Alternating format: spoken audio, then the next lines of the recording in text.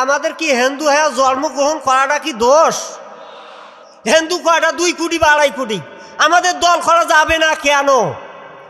তাহলে তোমরা যদি জামাতে থাকতে পারেন, তোমরা যদি আওয়ামী লীগে থাকতে পারেন, তোমরা যদি বিএনপি করতে পারেন, তোমরা যদি নাঙ্গল করতে পারেন, তাহলে আমরা পাবো না কেন? আমরা কি বাংলাদেশের নাগরিক নই? আমরা কি বাংলাদেশের উডনকর?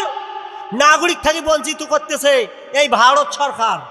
এ পর্যায়ে আমাদের মাঝে অত্যন্ত সংক্ষিপ্ত বক্তব্য রাখবেন আমাদের কিশোরগঞ্জের কীর্তি সন্তান শ্রীরামচন্দ্র। আজকে আমাদের বক্তব্য হবে খুব দুঃখের বিষয়। আমি আজকে এখানে টাইম চেয়ে নেব, আর আমাদের যতগুলো সাংবাদিক আছেন আমার বক্তব্যগুলো সবাই কিন্তু একভাবে ভিডিও করবেন, আর আমার কথার মধ্যে যদি কোনো ভুল ত্রুটি হয়ে থাকে আমার এখান থাকি নামিয়া আমার মুন্ডুটা আলাদা করে দেবেন। আমাদের বক্তব্য হলো, আমাদের কি হিন্দু হয়ে জন্মগ্রহণ করাটা কি দোষ? তাহলে আমরা এই যে বাংলাদেশে যে হিন্দু আছি, আমাদের তো কোনো মুসলমানকে আমাকে বলাইছে আমরা আছি বাহাগলি ইউনিয়নে। বাহাগলি ইউনিয়নে 9টা ওয়ার্ড, 9টা ওয়ার্ডের মধ্যে 3টে ওয়ার্ড আমার বাড়ির পাশে। আমাকে এমন শ্রদ্ধা করে, আমাদের কোনো জায়গায় কোনো বিভ্রান্ত নাই। আমাদের কিশোরগঞ্জবাসী, আমাদের কোনো জায়গায় কোনো বিভ্রান্ত নাই। তাহলে আমাদের প্রত্যেক লোকের দল করা যাবে, আমার দল করা যাবে না কেন? যদি এই যে সবাই মনে করেন যে মুসলমান, হিন্দু কয়টা 2 কোটি বা 2.5 কোটি, আমাদের দল করা যাবে না কেন?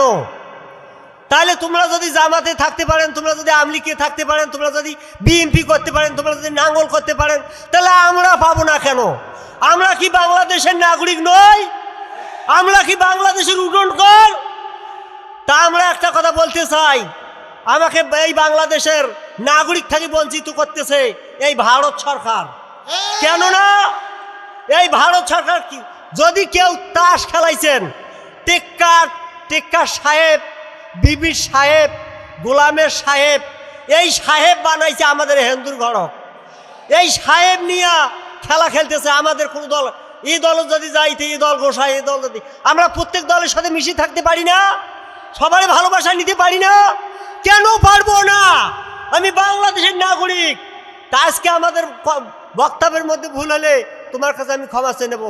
তা আমরা এই যে নির্বাচনীয় আজকে জনসভায় আজকে আমরা ভালো মানুষ দেখি, মদ, দারিদ্র, মদ, মাদক, এই মাদকটা কিন্তু প্রত্যেকের ক্ষতিকর।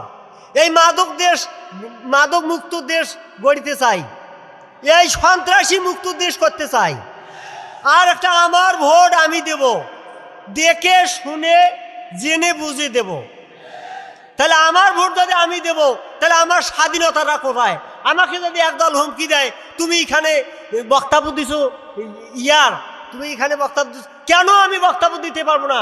তোমরা যদি 5 দল করতে পারো, আমরা কেন হিন্দুরা এই বাংলাদেশে দল করতে পারবো না? কেন পারবো না?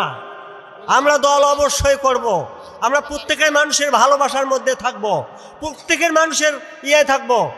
আজকে আমাদের এই বাংলাদেশে দাঁড়িপাল্লা মার্কায় ভোট দিয়ে জয়যুক্ত করে আজকে যেন এই বাংলাদেশে ধর্মীয়ভাবে বাংলাদেশে প্রেসিডেন্ট সরকার যখন গঠন হয়, আমি এই প্রত্যাশা করে বক্তব্য শেষ করলাম।